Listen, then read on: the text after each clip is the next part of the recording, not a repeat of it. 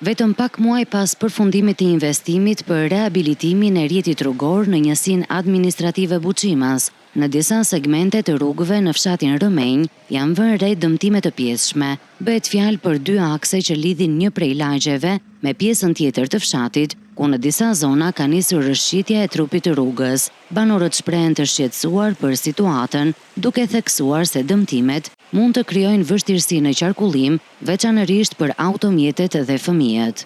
Po ta shikosh edhe një herë aty, edhe ai mori tjetër do birë. Unë kam shtëpinë pas lumit aty, unë është mbushur shtëpia me luc. Nuk i ankojmë shtetit, nuk dua lek fare, po të paktën hajde gjeni mendjen. Vetëm kur filloi rreshtet e shqipit, dhe gradualisht të binte pak nga pak. Më tepër për fëmijë, se kalojnë me bicikleta dhe njëri kinë me shpejtësi. Një reshtë, një orë më parë të bëhet, ajo sa vjen, më parë ishte më pak, po ta shikosh tash ka ikur edhe ato 1 metër. Më parë ishte 30 ponë, 50 ponë. Nga pak, tash sa vjen ajo vjen më këtej. Dhe makinat se marrin në hall, se është pjesë e asfaltit dhe vetëm kur të vjen.